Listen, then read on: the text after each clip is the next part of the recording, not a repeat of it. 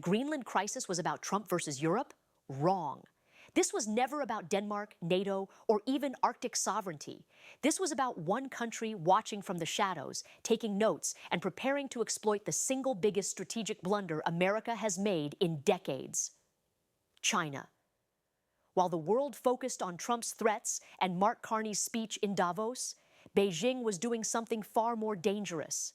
They were studying exactly how to dismantle American alliances, not through military force, not through sanctions, but by letting Washington destroy itself from within. And here's what nobody's talking about. Trump just handed China the blueprint. Today, I'm going to show you how the Greenland Crisis isn't a story about Trump backing down. It's a masterclass in how China is using American chaos to quietly become the world's new superpower. And by the end of this video, you'll see why Beijing is celebrating right now. Not because Trump failed, but because he succeeded in exactly what China needed him to do. This isn't politics. This is geopolitical warfare. And China is winning. Let me explain. January 21st, 2026, Davos, Switzerland. 2 speeches, 24 hours apart. Mark Carney tells the world the rules-based order is over. Trump announces a vague framework deal on Greenland and claims victory. Headlines focus on Trump's retreat. But here's the hidden reality. While Trump was threatening Denmark, while Europe was scrambling to defend Greenland, while NATO was fracturing in real time, China was making moves that will reshape the next 50 years of global power, and nobody noticed. Because here's what happened behind the scenes. In November 2025, just 2 months before Trump's Greenland threats, China signed a $12.5 billion infrastructure deal with Greenland. Rare earth minerals, deep water ports, climate research stations in the Arctic. Beijing called it mutual cooperation. Analysts called it something else: strategic encirclement of North America. In December 2025, as Trump escalated his rhetoric, China quietly approached Denmark with an offer: economic partnerships, green energy investments, and, most importantly, guaranteed respect for sovereignty. No threats, no demands, just a simple message: when America bullies you, we offer friendship. And in January 2026, while Trump was at Davos declaring his framework victory, China was finalizing a security dialogue with Norway, Iceland, and Finland, the exact countries now questioning whether the U.S. can be trusted to lead NATO. You see the pattern? Trump threatens allies. China befriends them. Trump demands territory. China offers partnership. Trump creates chaos. China builds influence. This is what Mark Carney was really talking about when he said the rules-based order is over. He wasn't just describing American decline. He was describing China's rise and how Beijing is using Trump's own strategy against him. Here's why this matters. Greenland holds 25% of the world's rare earth minerals, the materials that power everything from smartphones to fighter jets to electric vehicles. For decades, America controlled access to these resources through its alliance with Denmark. But now, Denmark doesn't trust Washington. Europe is hedging. And China? China is offering Greenland exactly what Trump refused to provide: respect, investment, and long-term partnership. Beijing doesn't need to own Greenland. They just need access. And Trump's threats just gave them the perfect opening, but it gets worse. Because while the world was watching Trump's Davos performance, China was exploiting 3 strategic vulnerabilities that will reshape global power. 1, the fracturing of NATO, which China can use to isolate the U.S. in the Pacific. 2, the erosion of trust in American leadership, which makes China's non-interference policy suddenly attractive. 3, the proof that middle powers can resist superpowers, which China is now using to recruit allies across Asia, Africa, and Latin America. And here's the kicker: Trump doesn't even realize he's doing China's work for them. Stay with me, because what I'm about to show you isn't conspiracy. It's documented strategy from Beijing's own foreign policy papers. And once you see it, you'll never look at the Greenland crisis the same way again. This is the hidden war for global dominance, and it's happening right now. How Beijing exploits American chaos. Let's talk about what China saw when Trump threatened Greenland. Because while Western media focused on the drama, the threats, the tariffs, the NATO tensions, Beijing's analysts were seeing something completely different. They were seeing the greatest geopolitical gift America could give its rivals. Here's the framework China is operating under, and I need you to understand this because it explains everything that's happening right now. In Chinese strategic thinking, there's a concept called jidao sha ren, kill with a borrowed knife. The idea is simple. You don't defeat your enemy directly. You let them defeat themselves. You create conditions where their own actions become their downfall. And Trump's Greenland strategy, that's the knife. Let me show you exactly how China is exploiting this step by step. The Arctic backdoor strategy. First, understand what Greenland represents geographically. It sits between North America and Europe. It controls access to the Arctic shipping routes that will become navigable year-round by 2030 due to climate change. And those routes, they cut 40% off shipping time between Asia and Europe compared to traditional routes. China has been trying to gain Arctic access for 15 years.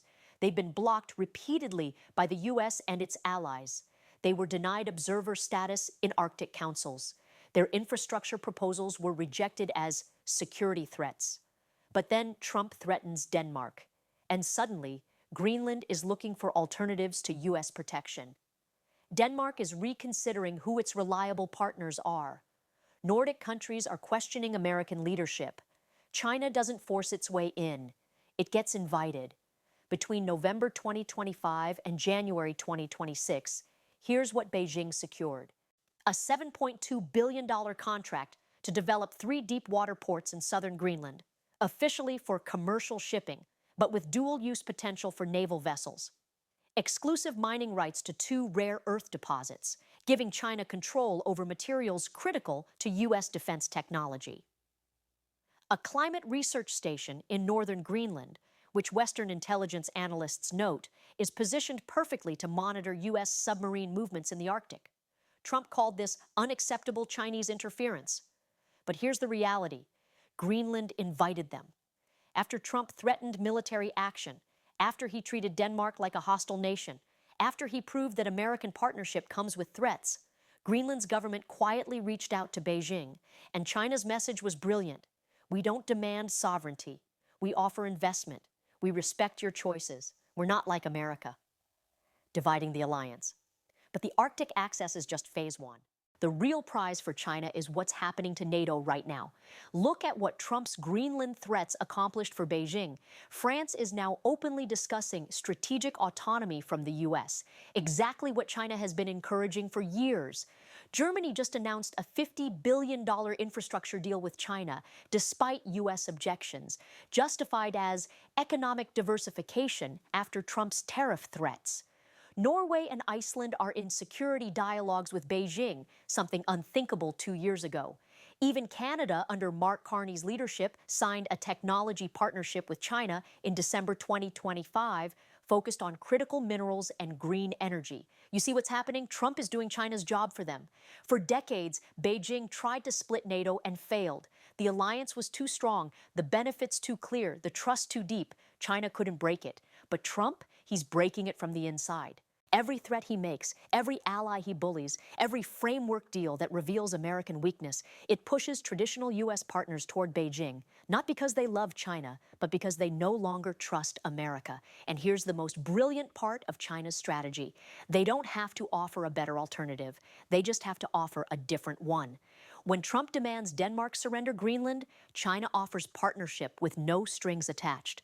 When Trump threatens tariffs on Europe, China offers trade agreements with guaranteed stability. When Trump questions NATO's value, China positions itself as the responsible great power. It's strategic jujitsu, using America's own aggression as the force that defeats it. The Carney connection. Now here's where it gets really interesting. Remember Mark Carney's speech at Davos? The one where he said, the rules-based order is over, and called for middle powers to build strategic autonomy? Western media celebrated it as a defense of sovereignty against Trump's bullying, but Beijing read it very differently, because when Carney talks about middle powers cooperating independently of Washington, when he describes building networks of mutual support outside traditional alliances, when he says countries must diversify their partnerships, he's describing exactly the multipolar world China has been trying to create for 20 years. And whether Carney intends it or not, his vision aligns perfectly with China's Belt and Road strategy. Look at what Canada has done since Carney took office. 12 new trade agreements on 4 continents, many with countries in China's orbit. Doubled defense spending, but focused on Arctic sovereignty, where China is now a player. Strategic autonomy from the U.S., exactly what Beijing wants from all American allies. I'm not saying Carney is pro-China. I'm saying his strategy serves China's interest, whether he realizes it or not. Because every step toward middle power cooperation is a step away from American-led alliances. Every move towards strategic autonomy is a reduction in Washington's leverage. Every partnership that bypasses the U.S. is another thread in the web Beijing is weaving. And Trump's Greenland crisis accelerated all of it. The numbers tell the story. Let me give you the hard data, because this isn't speculation. In 2024, before Trump's Greenland threats, China-Nordic trade, $89 billion, Chinese investment in Arctic projects, $4.1 billion, NATO approval rating in Europe, 68% in early 2026 after the crisis. China-Nordic trade, $127 billion, 43% increase. Chinese investment in Arctic projects, $31.5 billion, 670% increase. NATO approval rating in Europe, 49%, 28% drop. Translation: Trump's threats pushed $27 billion in Chinese investment into the Arctic in less than 6 months. Beijing gained more strategic access in 180 days than they achieved in the previous 15 years combined. And the cost to China? Zero military conflict, zero diplomatic confrontation, zero risk. They just waited for America to self-destruct. The framework: victory. Now let's talk about Trump's Davos framework deal, the one he's calling a victory. Here's what it actually contains. Enhanced cooperation on Arctic security, meaning joint patrols with NATO allies who now distrust the U.S. mineral development agreements that Greenland is also signing with China. Missile defense coordination that doesn't address Chinese Arctic access at all. In other words, Trump got a face-saving agreement that changes nothing strategically, while China locked in permanent economic and infrastructure presence in the Arctic. Beijing isn't just winning, they're winning by default. And here's the trap Trump can't escape. If he escalates again, threatens force, imposes tariffs, demands territory, he drives allies further toward China. If he accepts the status quo, lets the framework stand, moves on to other issues, China keeps building influence unopposed. Either way, Beijing wins. This is what Sun Tzu meant by the supreme art of war is to subdue the enemy without fighting. China didn't have to confront America over Greenland. They just had to let Trump confront himself. But wait, because what I just showed you is only the visible part of China's strategy. The real plan, the one that's happening right now while the world focuses on Greenland, that's in the next section. And it involves something far bigger than the Arctic. Okay, so here's the question everyone should be asking, but nobody is. Why would China want the US and Europe fighting over Greenland? Because on the surface, it doesn't make sense. A fractured NATO should worry Beijing. After all, a united Western alliance is what's been containing China in the Pacific. American dominance, despite its flaws, has kept global shipping lanes open. The rules-based order, even when applied hypocritically, provided predictability. So why would China benefit from all of that collapsing? Because Beijing isn't playing the same game anymore. Let me show you what's really happening and why the Greenland crisis is actually phase 3 of a strategy that started long before Trump took office. The 3-phase plan. Phase 1, economic encirclement. 2013-2023, China launched Belt and Road. They built ports in Pakistan, railways in Africa, infrastructure across Southeast Asia. Western analysts called it debt trap diplomacy. Beijing called it win-win cooperation. The goal wasn't just economic, it was geographic. China was building a network of dependent states that would surround U.S. allies and provide Beijing with leverage. Phase 2, technology dominance. 2020-2025. While America fought over TikTok bans and Huawei restrictions, China quietly dominated the supply chains for batteries, solar panels, rare earths, and 5G infrastructure. They didn't need to win the technology war militarily. They won it economically. Today, 68% of global battery production is in China. 73% of rare earth processing goes through Chinese facilities. Even if the West bans Chinese companies, they still depend on Chinese materials. Phase 3, Alliance fragmentation 2025 present. And that brings us to Greenland. Because here's what Beijing realized. They don't need to defeat NATO militarily. They just need to make it irrelevant. And how do you make an alliance irrelevant? You give its members better options. When Denmark looks at Trump's threats and then looks at China's investment offers, they don't see ideology. They see practical choices, protection that comes with bullying versus partnership that comes with respect.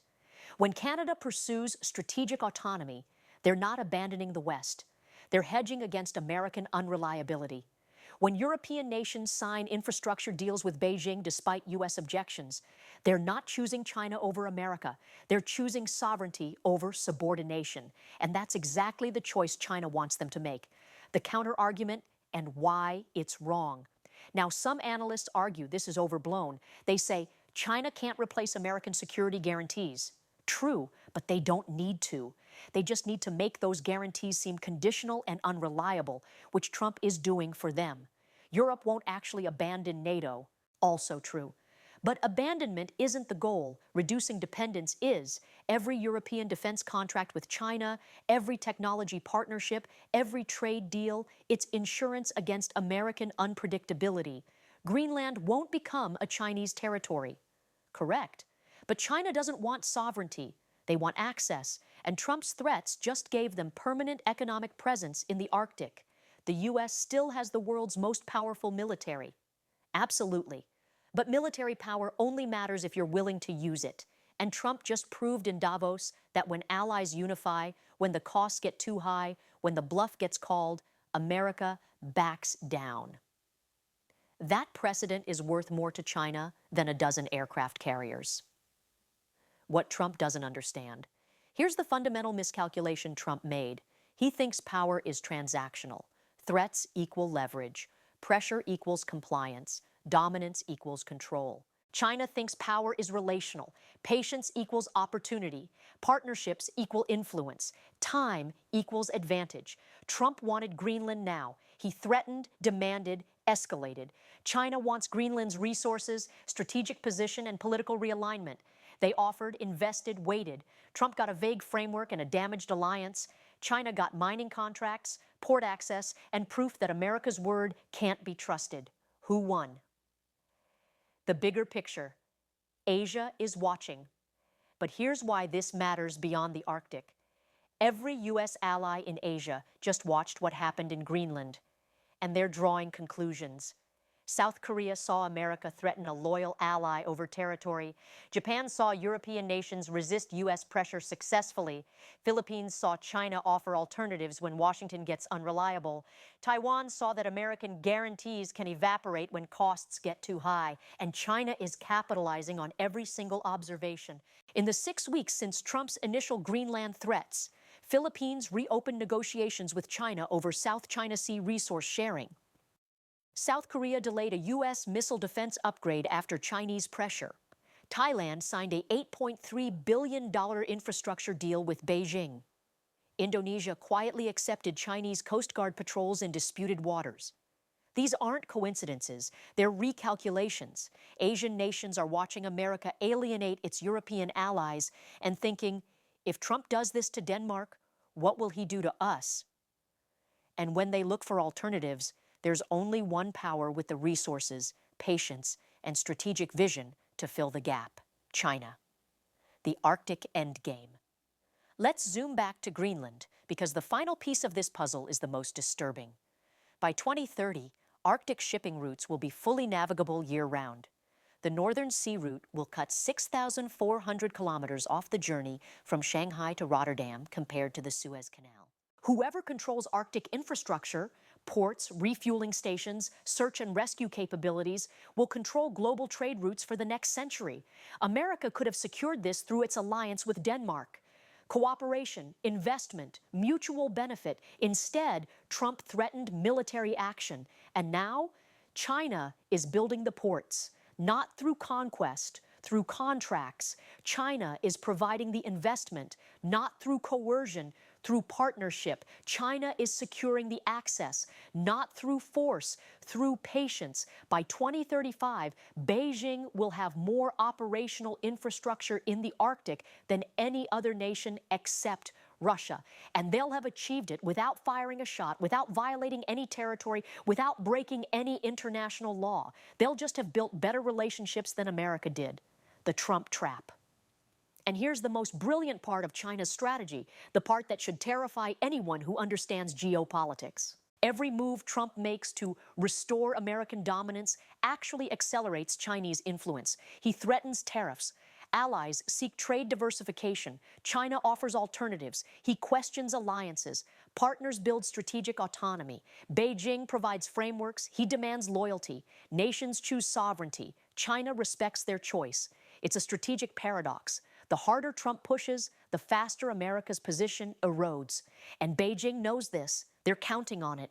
Chinese foreign policy documents from late 2025 explicitly describe Liyong Meiguo Nebu Maodun, exploiting American internal contradictions. They don't need to fight the U.S. They just need to let America fight itself. Trump's nationalism versus allied cooperation, Trump's transactionalism versus long-term partnerships, Trump's demands versus sovereignty. China doesn't create these contradictions, they just exploit them. Mark Carney's warning that nobody heard correctly. Remember Carney's line at Davos? If you are not at the table, you are on the menu. Western media interpreted this as a warning to middle powers. Band together or get devoured by great powers. But there's another reading, one that Chinese strategists absolutely understood. If America isn't at the table, America becomes the menu. Because right now, while Washington focuses on tariffs and threats, China is sitting at tables across the world. Arctic Council observer discussions where U.S. attendance has dropped, Belt and Road infrastructure summits, which the U.S. boycotts, Shanghai Cooperation Organization meetings, which now include Iran, Saudi Arabia, and potentially Turkey, BRICS expansion talks, which could add Mexico and Indonesia. America isn't at these tables because it thinks it doesn't need to be, and slowly, quietly, inevitably, the world is building systems, trade networks, security partnerships, and financial infrastructure that don't include the United States. Not because they hate America, because America made itself unreliable. And the final question. So here's what you need to ask yourself. Was the Greenland Crisis a Trump failure or a Chinese success? Was Davos a story about American retreat or Chinese advance? Is the framework deal a diplomatic resolution or a strategic surrender? Because if you only look at the headlines, you see Trump backing down from threats, Europe staying united, NATO surviving another crisis. But if you look at the underlying shift in power, you see China gaining permanent Arctic presence, U.S. allies hedging their bets with Beijing, American threats proving hollow, the multipolar world. China wanted emerging faster than anyone predicted. Trump declared victory in Davos. But Beijing is the one celebrating, not because they defeated America in battle, because they didn't have to fight at all. They just let Trump defeat American credibility, American alliances, and American influence. And they did it using America's own strategy against itself. The closing loop. So the next time you see a headline about Trump's framework deal on Greenland, or Mark Carney's historic speech, or NATO's renewed unity, ask yourself, who really benefited from this crisis? Because while the West was focused on threats and speeches, China was building ports, signing contracts, and recruiting allies. While Trump was declaring victory, Beijing was securing the Arctic. While Carney was warning about the rupture of the old order, China was building the new one. And that's the hidden reality nobody's talking about. This wasn't a crisis. It was a transfer of power. And it happened so quietly, most people didn't even notice. If this opened your eyes to what's really happening behind the headlines, hit that like button. Drop a comment. Do you think China is using American chaos to win the long game? Or is this all overblown? And if you want to understand how deep this rabbit hole goes, watch my next video on how China is using the same strategy in Africa, Latin America, and Southeast Asia, because Greenland, that's just the beginning.